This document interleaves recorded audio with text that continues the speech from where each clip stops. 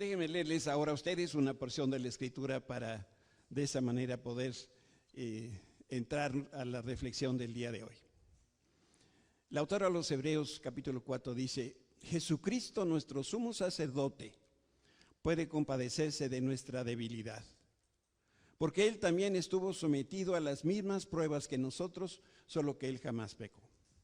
Y eso es lo que el Señor nos dice para esta hora.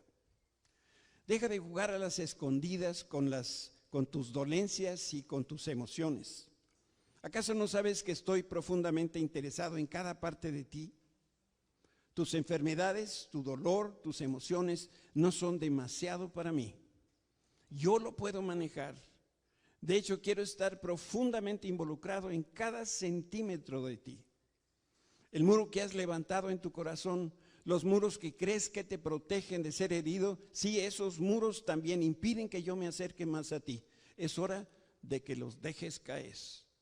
No tengo temor de tu dolor ni te haré daño, dice el Señor. Te veo a ti, te conozco y quiero estar más cerca de ti que el aire que te rodea. Deja de jugar a las escondidas y déjame ver todo de ti. Déjame curarte todo. Déjame encontrarte en los lugares profundos de ti, en especial en los que más me necesitas. No soy un Dios que no pueda compadecerse de ti en este tiempo de sufrimiento y emociones. Cuando caminé sobre la tierra, yo lloré, reí y también me enojé. Mi hijo, mi hija, déjame hoy entrar a tu vida. Quiero tener acceso a toda tu persona. En el nombre de Cristo Jesús. Amén. Esta mañana yo quisiera que pusiéramos nosotros atención en un tema que es central en este tiempo, y eso tiene que ver con la salud. Yo escuché de un predicador que compartió un mensaje a la congregación, a su congregación, y cuando terminó la reunión, muchas personas lo felicitaron por esa brillante exposición de la palabra de Dios. Al domingo siguiente repitió la misma predicación y en esta ocasión los congregantes que se acercaron para felicitarle fueron menos. Sin embargo, todos reconocían que la segunda vuelta pudieron entender mejor el mensaje. Vino el tercer domingo y predicó lo mismo. El cuarto, el quinto y el sexto domingo compartió el mismo mensaje. Y entonces el equipo de ministros ya empezó a preocuparse y entonces le preguntaron al pastor: ¿por qué estás repitiendo la misma enseñanza? Y su respuesta fue sencilla, pero muy elocuente. Tengo que predicarles lo mismo porque no veo ningún cambio en ustedes. Eso le dijo el pastor a su congregación. De ninguna manera yo quiero que ustedes crean que yo pienso así de ustedes. Yo veo cuánto han cambiado, pero a lo mejor necesitamos cambiar todos un poquito más. Yo no sé si tú estás consciente que Dios espera una respuesta de todo lo que Él nos ha dicho. No lo del domingo pasado o lo de este domingo, sino lo que nos dijo el Señor todo el tiempo, desde que nosotros lo conocemos. Y lo peor que nosotros podríamos hacer es simplemente adicionar o anexar las enseñanzas del Señor a la manera como hemos venido viviendo.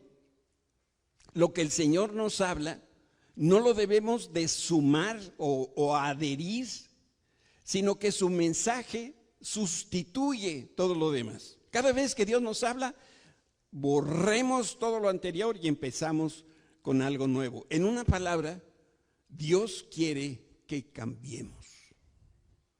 Cómo nos cuesta trabajo cambiar.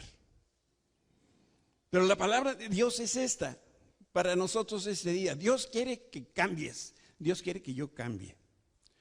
El Señor nos llamó a ser parte de su reino. Y esto significa que Dios quiere que nosotros vivamos a su manera y que no sigamos nosotros queriendo vivir a nuestra manera. No es su intención que agreguemos sus enseñanzas a nuestro conocimiento. No, nada de lo que nosotros podemos aportar como conocimiento y experiencia nos sirve, sino lo que tenemos que tener fresco cada día es la palabra de Dios compartida. Si tú has venido a este lugar, si tú que me estás escuchando en la televisión, en red nacional e internacional, Dios quiere que tú también cambies ahí en tu casa y que cambies tu manera de pensar y que hoy lo que vas a recibir lo apliques a tu vida. Vamos a leer una porción de la Escritura que está en el Evangelio de Lucas. Y dice, tiempo después, al salir de la ciudad, Jesús vio a un cobrador de impuestos llamado Leví, sentado en la cabina de cobrador, dice la Reina Valera, sentado en la mesa donde cobraba. Sígueme y sé mi discípulo, le dijo Jesús. Entonces Leví se levantó, dejó todo y lo siguió. Y más tarde Leví dio un banquete en su casa con Jesús como invitado de honor, y muchos de los colaboradores de impuestos, de los cobradores de impuestos, compañeros de Leví y otros invitados comieron con ellos. Así que los fariseos y los maestros de la ley religiosa les reclamaron severamente a los discípulos de Jesús, diciéndoles, ¿alguien trajo esta mosca? Porque yo no la traje. ¿Por qué comen y beben con semejante escoria? ¿Y saben de quién estaba hablando de la escoria? Cobradores de impuestos, burócratas, adúlteros, prostitutas y pecadores. Ese era el reclamo que le hacían a Jesús. ¿Por qué comes con ellos? Y Jesús les contestó, y esto está ahí en amarillo para que poderlo destacar: la gente sana no necesita médico, los enfermos sí. No he venido a llamar a los que se creen justos, sino a los que saben que son pecadores y necesitan arrepentirse. Bueno, este pasaje que hemos leído narra que Leví o Mateo le organizó una fiestecita en honor a Jesús. Invitaron a algunos amigos. Sabemos ahora que es un grupo bastante peculiar porque eran personas que eran despreciadas por la sociedad y en especial por los fariseos, esos hombres muy religiosos que criticaban de todo al Señor Jesús.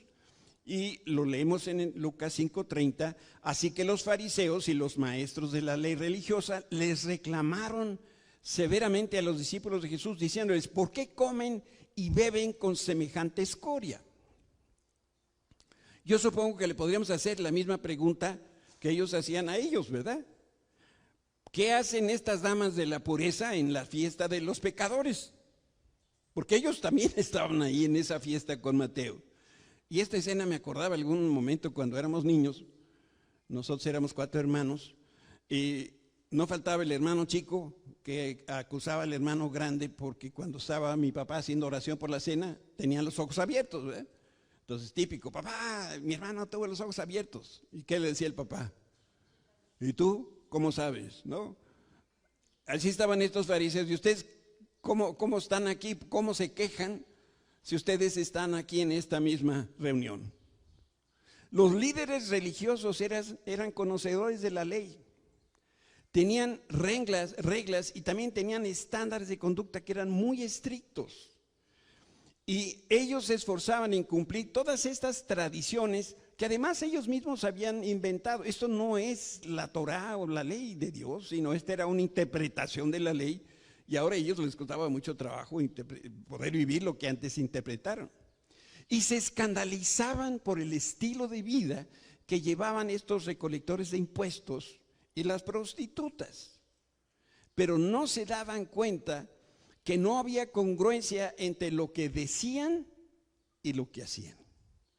Y cuando los fariseos empezaron a criticar y empezaron a juzgar a Jesús, Él los reprendió, como era su costumbre, de una manera transparente, con mucha verdad y también con mucho candor.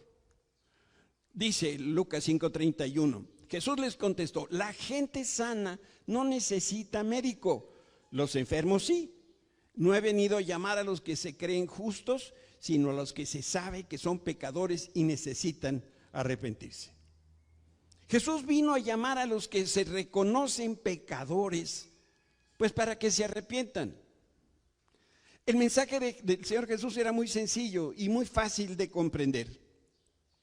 Hay personas que están sanas y otras que están enfermas. Y podemos estar enfermos en lo físico, emocional o en lo espiritual. Hay muchos que están enfermos que no se dan cuenta de su condición. Pero por el otro lado hay enfermos que sí se dan cuenta de su gravedad y no hacen nada. Y entonces lo que les decía el Señor Jesús es: yo vine a sanar a los pecadores, a los que admiten su enfermedad y reconocen que necesitan médicos. A estos he venido yo. Y el Señor reconocía que los enfermos habían hecho su mejor esfuerzo por sanar, pero no lo habían conseguido. Entonces, era muy claro el mensaje de Jesús, muy fácil de entender. Y este mismo mensaje es de verdad importante para nosotros y tomemos nota de ello. Desde mi perspectiva, los únicos enfermos que sanan son los que están dispuestos a admitir y a confesar que están mal. Yo recuerdo desde niño en las iglesias donde asistí con mis padres al principio y demás, algunas personas pedían un motivo de oración. Y entonces pues el que presidía la oración decía: pues sí, ¿cuál es su motivo? Y entonces la persona decía algo así como: yo quisiera que estuviera orando conmigo porque bueno, lo que pasa es que allá donde quién sé qué, y yo quiero que sanen, yo quiero que mi corazón sane, yo quiero que mi cuerpo sane. Y uno se queda diciendo: ¿y qué le pasa? ¿De qué se enfermó? ¿Cómo tengo que orar? Bueno, es que como que les daba, pues yo creo que pena decir que estaban enfermos. Yo honestamente no le encuentro la pena a eso, ¿verdad? Pero entiendo que así puede ser.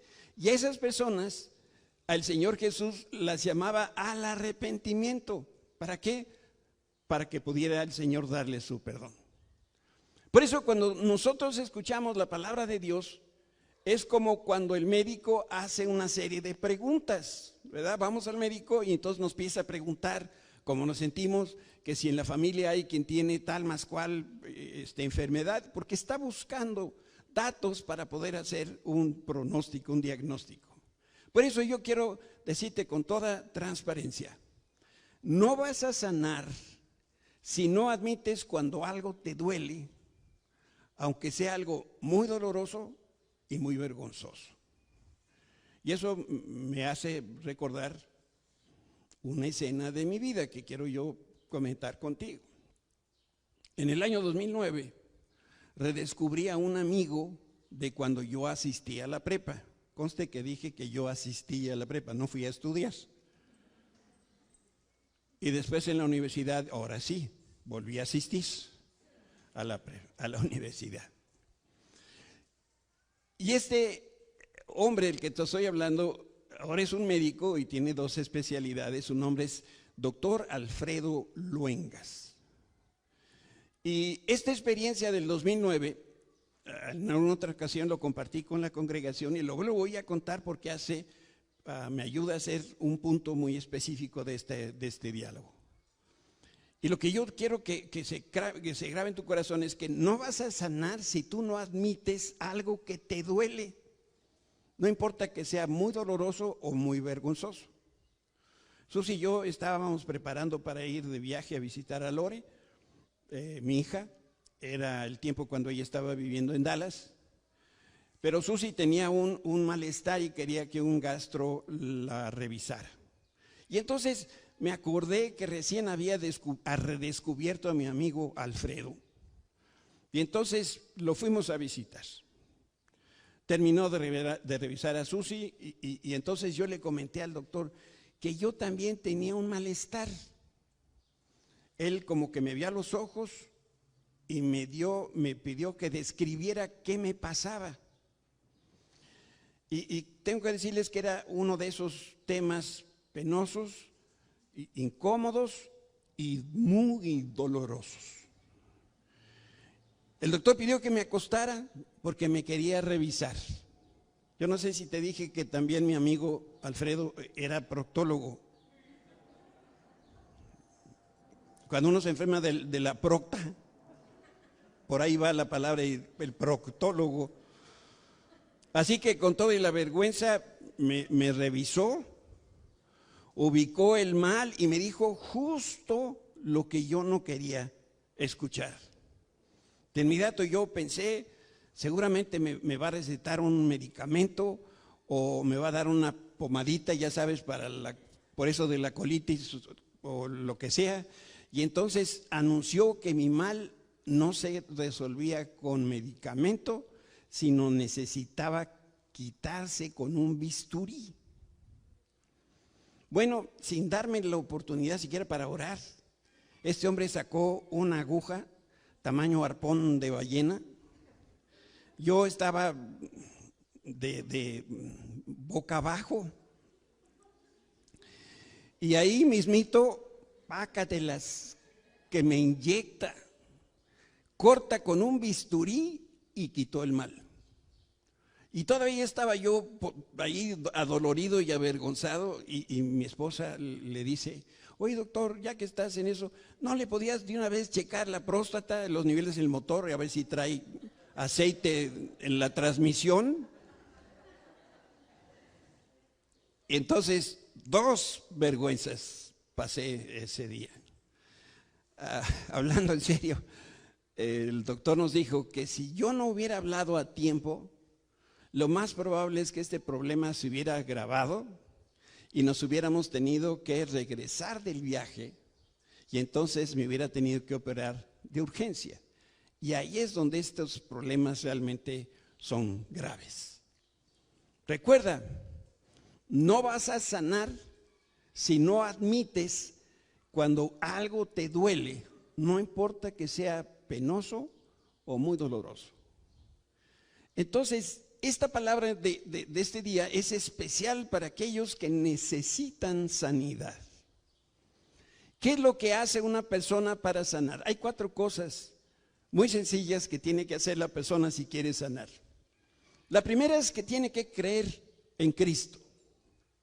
Debe creer que Jesús, el unigénito de Dios, murió en la cruz para que yo no muriera eternamente. Esta es la primera cosa para recibir sanidad divina. Lo segundo es creer que Cristo derramó su sangre por mí.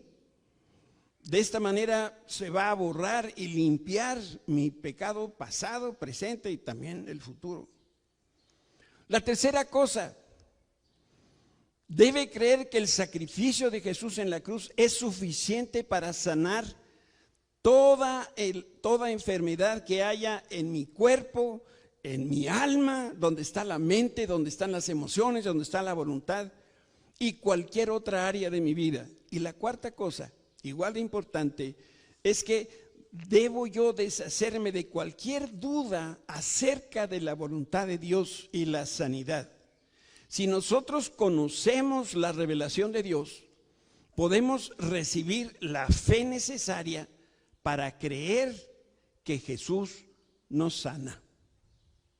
Hay que reconocer que a veces no tenemos esa fe, pero es la palabra de Dios manifestada y revelada a través del Espíritu Santo la que me da la certeza de que lo que dice la Escritura es cierto. Y leíamos, bueno, Becky nos hizo a recordar un pasaje esta mañana diciendo que allí en la cruz, por su llaga, nosotros ya fuimos sanados.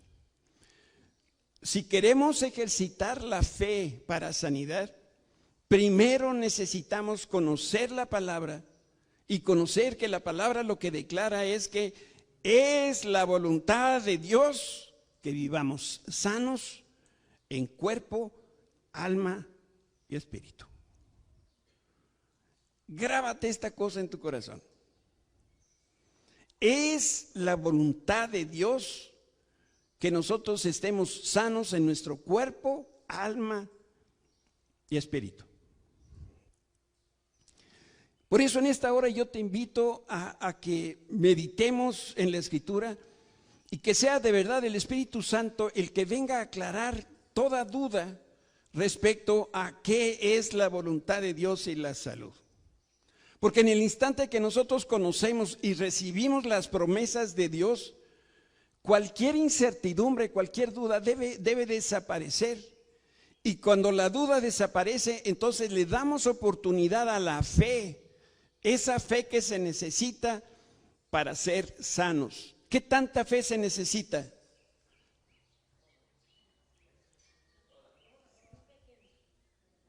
Del tamaño de la semilla de la mostaza, así. Lo cual quiere decir que en muchas ocasiones ni siquiera tenemos esa cantidad de fe. ¿Por qué? Porque tenemos dudas si es o no la voluntad de Dios que nosotros sanemos. Entonces, cada promesa de Dios es una revelación de lo que Él desea hacer a nuestro favor. Por eso, conocer la voluntad de Dios es lo mismo que establecer nuestra fe sobre una roca sólida. Es que aquí es donde yo me amparo para poder creer lo que Dios está diciendo. Y para que nosotros nos apropiemos de las promesas de Dios, debemos, por un lado, conocer, y del otro lado tenemos que actuar sobre la palabra de Dios. Tenemos que apropiarnos de estas promesas, tenemos que conocer y actuar.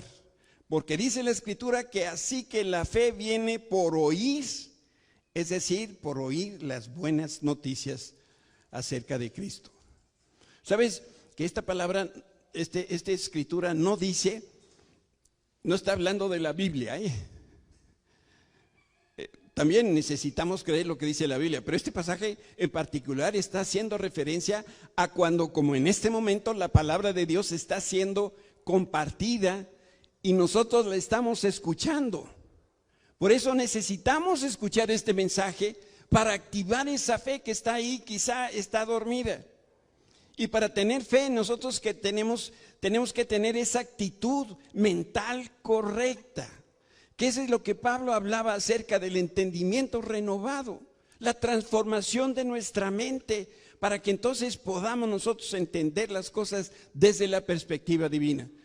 Déjame mencionarte así en poquitas palabras qué es un milagro. Un milagro es una obra sobrenatural que no la puede producir un agente o un medio natural. Pero lo más hermoso es esto. La palabra milagro en griegos es dunamis. ¿Y sabes de esta palabra qué otras salen al español? La palabra dinamita. Wow. Un milagro es dinamita pura. Por eso cuando estas cosas suceden, trastorna por completo nuestra vida. Un milagro externo, yo tenía quién sabe qué en la piel y Dios me sanó, es un milagro externo. Es hermoso, nos gozamos. Pero cuando el milagro es interno, produce algo tan especial, porque entonces la persona tiene asombro, porque todo lo que nos pasa en el interior tiene trascendencia eterna. Dios quiere que vivamos una vida plena, es lo que dijo Cristo aquí en la tierra. Y ahora entendemos que también quiere que nuestro cuerpo pueda tener plenitud. Por eso los resultados externos de la oración comparan a esas cifras de una chequera. Yo sé que tú tienes varias chequeras en dólares, libras esterlinas, en pesetas, sí, esas ya no existen, pero a lo mejor tienes en pesetas. Y déjame decirte que si tú tienes una chequera y en esos taloncitos ahí, la primera cifra, tienes muchos ceros, eso es importante. Pero más vale tener el oro que respalda las cifras de la chequera que el cheque, ¿verdad? Porque yo puedo hacer un cheque y lo puedo romper. Pero atrás de ese cheque, lo mismo que cualquier billete, bueno, ahora ya no tanto, pero el billete se supone que podríamos ir al Banco de México y decir, aquí traigo todos estos 20 pesos, los quiero de oro. Y entonces el cajero diría, aquí están tus 20 pesos de oro. Porque cada papel, moneda, está hablando de lo que representa, lo que tenemos nosotros en oro. Decía Rogelio esta mañana con toda claridad, la palabra de Dios es la semilla. Y en esta parábola del sembrador, dice el versículo 11, este es el significado de la parábola. La semilla es la palabra de Dios. La Biblia es la semilla que da vida, que viene de Dios. Y que para que produzca vida en ti y en mí debe haber lo siguiente. Uno, la persona que busca salud debe estar convencida que Dios desea sanarla. Debe estar también completamente segura que es la voluntad de Dios sanarla, porque si no estamos seguros no vamos a tener fe. Si no tenemos la fe, entonces no va a haber sanidad. La segunda cosa, igual de importante, la convicción de sanidad la obtengo de la palabra de Dios, que es la semilla de Dios. Y entonces ahí está la revelación del Espíritu Santo que produce fe en mí. Esa convicción de que voy a ser sano, que Dios está sanando mi cuerpo. Decía Rogelio que nosotros no entendemos muchas cosas del campo, y es cierto. Pero mira, es imposible que un agricultor tenga fe que va a recoger una gran cosecha si primero no siembra la semilla en el campo de cultivo. Este es el asunto, que la voluntad de Dios en la agricultura es, y en nuestra vida es algo muy sencillo. Primero se debe sembrar la semilla y entonces después recogemos el fruto. Primero se debe conocer la voluntad de Dios y después podemos caminar en sus promesas. ¿Qué es la voluntad de Dios y la sanidad? Que seamos sanos. Entonces, no les dé pena. Es la voluntad de Dios que estemos sanos. Jesús lo dijo de esta manera: y conocerán la verdad, y la verdad los va a hacer a ustedes libres. ¿Cuál verdad? La verdad de la palabra de Dios. Lo que estamos aprendiendo, que la verdad de la palabra de Dios dice que es la voluntad de Dios que seamos, que estemos sanos. Y entonces nosotros tenemos que creerlo, y esto es lo que nos va a hacer libres y nos va a dar la sanidad. Somos libres de la enfermedad, entonces cuando conocemos la verdad de Dios y lo que dice la palabra de Dios, y entonces sabemos que todo lo que Dios hace, lo hace conforme a su palabra, absolutamente todo. Y este es uno de los salmos que nosotros debemos subrayarlo, debemos tenerlo por ahí en la casa, que nos recuerde lo que dice la Escritura en el Salmo 107. Dice: Dios envió su palabra, ¿y qué pasó? Y lo sanó. Esto hasta yo lo entiendo. Dios envía su palabra, ¿y qué produce? Sanidad. Parece muy sencillo, ¿verdad? Pues es que es muy sencillo. Nosotros, lo que pasa es que no lo creemos. Dicen por ahí que es demasiado bueno para ser cierto. Pues sí, así es Dios, demasiado bueno para ser cierto. Y si nosotros creemos lo que Dios dice, entonces eso se hace una realidad en nuestra vida. Porque todo lo que Dios hace, lo hace en fe y lo hace en fidelidad a su palabra y a sus promesas. Por eso, cada persona que necesita salud debe saber y estar convencida que es la voluntad de Dios que Dios sane. Y el conocimiento de esta verdad es una revelación personal. Yo no puedo vivir de la revelación que Dios le da a mi esposa. Yo necesito tener la revelación. Dios me tiene que dar a mí ese convencimiento que es su voluntad, que yo esté sano. Y en ese momento entonces se siembra la semilla de vida en mi corazón, en mi mente, y esa verdad ha quedado ya plantada porque yo ahora la conozco, la recibo y tengo fe o confío en ella de todo corazón. Nadie puede entonces decir que la fe que el Señor nos ha dado es insuficiente, porque ahora sabemos que es su voluntad. Y Dios hoy nos está revelando esta cosa tan hermosa y tan sencilla. Si lo tomamos a partir de la salvación, ningún pecador se convierte en hijo de Dios hasta que conoce la voluntad de Dios, que es salvarlo. ¿Verdad que esto es cierto? Bueno, de la misma manera, ningún enfermo sana hasta que conoce que la voluntad de Dios es sanarlo. La palabra salud y salvación son intercambiables. Son prácticamente lo mismo. Lo que sana el cuerpo, el alma y las demás áreas de la vida es Dios y su palabra, que ha sido sembrada y regada y la que nosotros ahora creemos sin dudar. Y esta es la semilla, y para que pueda producir buena cosecha, tiene que ser sembrada, tiene que permanecer sembrada, decía Rogelio, en buena tierra y ser continuamente nutrida. Y entonces va a producir fruto. Nadie puede decir que tiene fe que el Señor lo va a sanar si no conoce su voluntad. Y nadie puede conocer la voluntad de Dios si Dios no se la revela. No es un juego de palabras. Estamos tratando de escarbar en esto para poder desprender esa verdad que nos va a hacer la diferencia en nuestra vida. Y es lo mismo en el plano natural. El agricultor no puede decir, yo creo que Dios me va a dar una cosecha si primero no trabajó la tierra, sembró la semilla, irrigó, la nutre y la está cuidando. Y entonces con toda esa seguridad puede decir, Dios me dará una gran cosecha. ¿Cómo sabe el agricultor que una vez que hizo eso, el Señor le va a dar una gran cosecha? ¿La ve?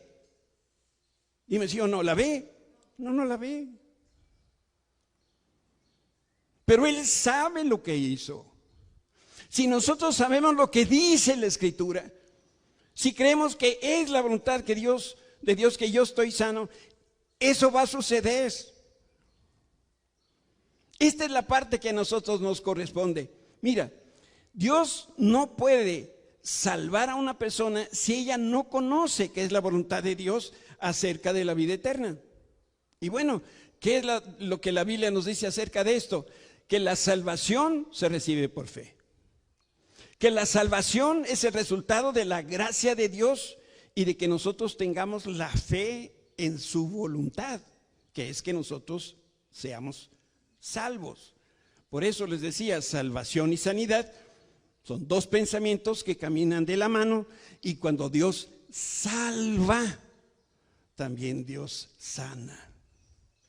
¿Sabían ustedes que cada vez que el Señor Jesús en el Nuevo Testamento sanó, salvó también? Y cada vez que el Señor salvó, ¿qué cosa? También sanó. Levante la mano todos los salvos. Ahora, no bajen la mano. Ahora levante la mano todos los sanos con la otra. Ay, nanita, ¿la levanto o no la levanto? Es que traigo un dolor acá. Es que esto es crónico degenerativo. Es que los análisis dicen que... Y entonces nosotros no creemos. Hablando de lo que dice la Escritura. Marcos 5:34. Fíjate. Y él le dijo, hija, estaba hablando de la hija de Jairo, tu fe te ha hecho salva. Y luego viene esta instrucción, ve en paz y queda sana de tu azote. ¿A qué fue el Señor entonces con esta criatura? ¿La fue a salvar o la fue a sanar? La fue a sanar. Pero Dios hace siempre una obra completa y también la salvó. ¿No les parece que está tan fácil?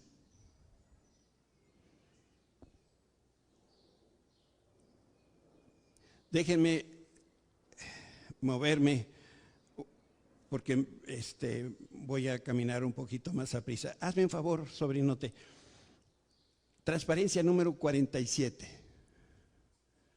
Es que de verlos aquí me da emoción y quiero seguirlos teniendo aquí, pero se me olvida que alguien por acá me está tomando el tiempo. Que dicho de paso, ya hay una edad, le decía yo a Rogelio, donde los hijos empiezan a regañar a los papás. Espero que nunca lleguen a esa edad. Y entonces el lunes es el día que nos vemos a comer y entonces con tanta dulzura se acercó mi hijo y me dice: papá, estuviste abrazando a tanta gente y demás y hasta besando. Te me vas al laboratorio a checar tus niveles, no vaya a ser que traigas ahí pulgas o no sé qué. ¿Y qué creen que hicieron los papás? Obedecimos como los meros machos. Ya tenemos resultados, no sabemos qué dicen, pero ya nos hicimos la prueba.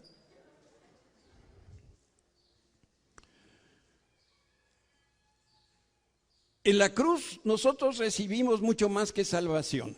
Miren cómo dice el profeta Isaías. Ciertamente Jesús llevó, decía Becky, tiempo pasado, nuestras enfermedades, sufrió nuestros dolores. Y nosotros le tuvimos por azotado, por herido de Dios y abatido. Mas el herido fue por nuestras rebeliones, molido por nuestros pecados. El castigo de nuestra paz fue sobre él y por su llaga fuimos nosotros curados. Tiempo pasado. Dos verdades que están en estas líneas.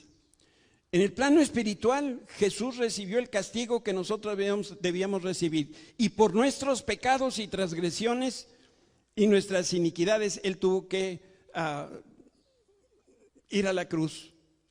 Pero no solamente no fuimos castigados, sino que además nosotros recibimos salvación y recibimos la paz de Dios. Y en el plano físico, Jesús fue traspasado con nuestras enfermedades y dolores para que nosotros recibiéramos salud a través de las heridas de Cristo. Estas palabras que vienen de Isaías, el Espíritu Santo a través de Pedro las vuelve a repetir. Quien Jesús llevó tiempo pasado, Él mismo nuestros pecados en su cuerpo sobre el madero para que nosotros, estando muertos a los pecados, vivamos a la justicia por cuya herida fuisteis sanados. ¿Dónde estás, Marquini? Es que ayúdame acá, por favor. Algo que anhelaba hacer desde hace ya mucho tiempo. Voy a invitar que pasen al frente, los que les voy a decir en este momento.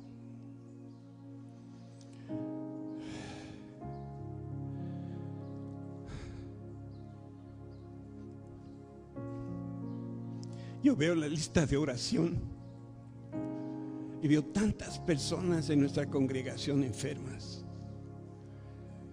y me duele.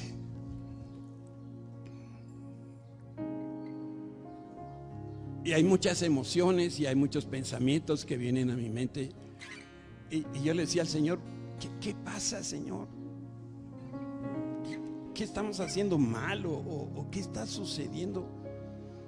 ¿Por qué esa lista, en vez de reducirse cada domingo, parece que crece? Yo no sé si a ustedes les duele, pero a mí me duele muchísimo. Hombres, mujeres, niños, adultos, ancianos. Como en Botica tenemos de todo, pero todos están churidos, tan enfermos, chuecos, les duele quién sabe qué. Yo quisiera esta mañana pedirte que tú pases aquí al frente si crees lo que hemos dicho hoy, revelado en la Escritura. Y lo único que he dicho con tantas palabras es un pensamiento. Es la voluntad de Dios que estemos sanos. Es todo lo que he dicho. Puedes olvidarte de todo lo demás. Dios quiere sanarte en esta hora. Yo quisiera que tú pasaras al frente si tienes esta convicción, pero no vas a pasar por tus dolencias, sino vas a pasar por las dolencias y las enfermedades de los que no están aquí. Pero cuando pases aquí al frente le vas a decir al Señor: Señor,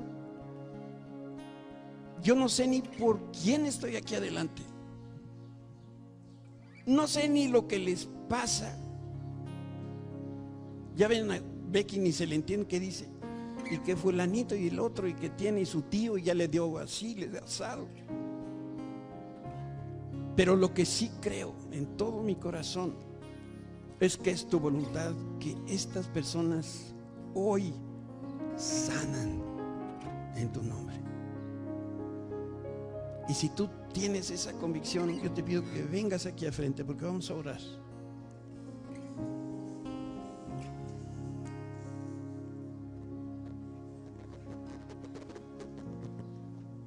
Bueno, les pido de favor que nada más no nos amontonemos, ¿no? No es necesario que estén aquí enfrente, esté enfrente, ¿no? Ahí a lo mejor está bien. Pedro dijo: Jesús llevó nuestros pecados en su cuerpo sobre el madero para que nosotros, estando muertos a los pecados, vivamos a la justicia, por cuya herida, por la herida de Jesús, fuiste ya sanado. Levanta tus manos,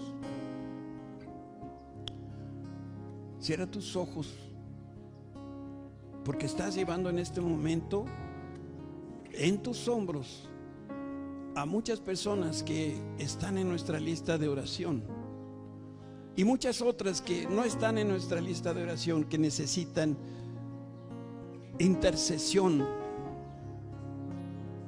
creyendo esta sencilla palabra, que Jesús ya llevó nuestras enfermedades, la de todos. Y yo, en el nombre y en la autoridad de Jesús, declaro estas bendiciones sobre tu vida. Jesús llevó nuestras enfermedades y cargó nuestros dolores.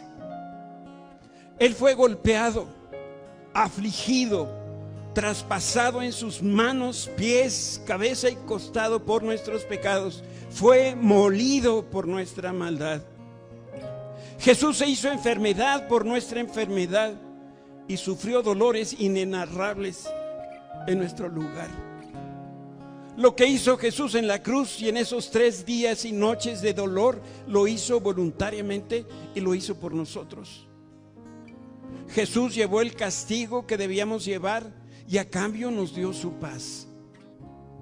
Por sus llagas y por sus heridas hoy estamos sanos. Di con tus palabras: hoy estoy sano. Las personas por las cuales estoy orando en esta hora son sanos. Sano por completo nuestro espíritu, alma y cuerpo. Jesús nos sanó totalmente. Nosotros éramos ovejas descarriadas que deambulábamos por los caminos que nosotros mismos escogimos y habíamos rechazado la justicia de Dios. Pero el Padre tomó todas nuestras iniquidades, las colocó en los hombros de Jesús, su Hijo. Y ahora no hay nada que nos pueda separar del amor de Dios. Ni tribulación, ni angustia, ni persecución, ni hambre, ni desnudez, ni peligro, ni espada, ni ninguna enfermedad. La enfermedad no nos separa del amor de Dios. La enfermedad no nos separa, Señor, de tu voluntad perfecta y agradable, que es que estemos sanos. Antes, en todas estas cosas, Señor, somos más que vencedores por medio de Jesús, que sana mi cuerpo, mi alma y mi espíritu. En el nombre de Cristo Jesús lo declaro hecho. Amén y amén.